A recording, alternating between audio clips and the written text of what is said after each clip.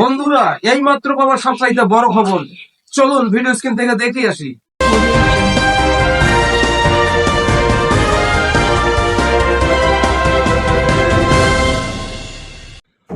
সবাইকে শুভেচ্ছা।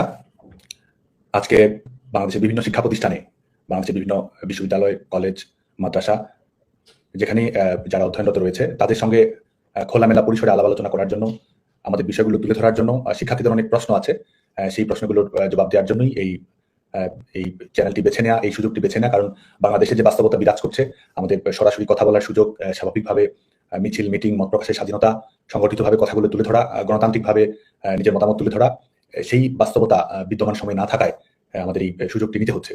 এবং বাংলাদেশের যে পরিপ্রেক্ষিত তৈরি হয়েছে 5 আগস্ট পরবর্তী সময়, জবরদখল করে রাষ্ট্র ব্যবস্থা দখল করা, সেই বাস্তবতার আলোকে গণতন্ত্রের বিলুপ্তি, সাংবিধানিক ধারাবাহিকতার বিলুপ্তি, এবং সেটির প্রেক্ষিতে আমাদের বাংলাদেশ ছাত্রলীগের কোটা সংস্কার আন্দোলনকে কেন্দ্র করে গৃহীত কর্মসূচি এবং আরো অনেক নানা প্রশ্ন রয়েছে, উদ্বেগ রয়েছে, সংশয় রয়েছে শিক্ষার্থীদের, সেই বিষয়গুলো তুলে ধরার জন্য আমি কথাগুলো বলছি। এবং আজকে খোলা মনেই আমরা শিক্ষার্থীদের সঙ্গে কথা বলতে চাই, শিক্ষার্থীদের যে অব্যক্ত প্রশ্নগুলো রয়েছে সেগুলোর জবাব নিয়ে আসতে চাই। এবং এই প্ল্যাটফর্মটি থেকে আমি সংশ্লিষ্ট সকল বিষয় নিয়ে, সমসাময়িক বিষয় হোক, শিক্ষার্থীদের অধিকার ইস্যু হোক, বাংলাদেশের কোনো প্রাসঙ্গিক আলাপ আলোচিত বিষয় হোক, প্রত্যেকটি বিষয় নিয়ে আমরা আমাদের কথাগুলো এই প্ল্যাটফর্ম থেকে বলার চেষ্টা করব। শুরুতেই যেটি বলা, সেটা হচ্ছে যে আমাদের এই কোটা সংস্কার আন্দোলন নিয়ে আমাদের ভূমিকা, বাংলাদেশ ছাত্রলীগের ভূমিকা, এটি সাধারণ শিক্ষার্থীদের কাছে আমরা অনেকবারই নিয়ে আসার চেষ্টা করেছি।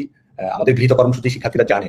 এর বাইরেও এই 5 আগস্ট পরবর্তী প্রেক্ষাপটে শিক্ষার্থীদের কাছে বাংলাদেশ ছাত্রলীগের কোটা সংস্কার আন্দোলনের ভূমিকা কিন্তু আমরা বলার চেষ্টা করছি। আজকেও সেই প্রেক্ষিত দিয়েই শুরু করব।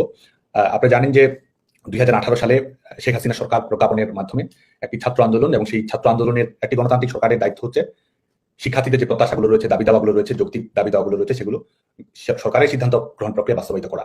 এবং সেই সঙ্গে কোটা সংস্কার ইস্যুকে কেন্দ্র করে যে আন্দোলন হয়েছিল, সেই আন্দোলনের প্রেক্ষিতে কিন্তু সরকার কোটা বিষয়ে একটি প্রজ্ঞাপন দিয়েছিল, এবং সেই প্রজ্ঞাপনের প্রেক্ষিতে কিন্তু বাংলাদেশের তরুণ প্রজন্মের যে প্রত্যাশা রয়েছে, শিক্ষার্থীদের যে প্রত্যাশা রয়েছে, আমাদের যে প্রত্যাশা রয়েছে, সেই প্রত্যাশাটি বাস্তবায়ন আমরা দেখেছিলাম শেখ হাসিনা সরকারের মাধ্যমে।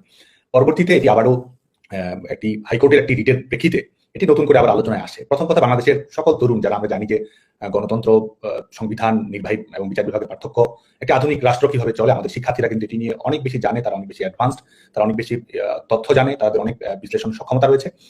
এবং নতুন করে যখন এই ইস্যুটি আসলো হাইকোর্টের, যখন এটিকে রিট ইস্যু করা হলো, এটি আইনি বিষয়, এবং সেই আইনি বিষয়ের প্রেক্ষিতে এটি নতুন করে আবার গণপরিষদেও আলাপ আলোচনা আসলো, আইনি পরিষদে আলাপ আলোচনা আসলো, এবং রাষ্ট্রীয়ভাবেও এটি একটি গুরুত্বপূর্ণ জায়গায় আসলো এই বিষয়টি সমাধানের প্রক্রিয়া নিয়ে।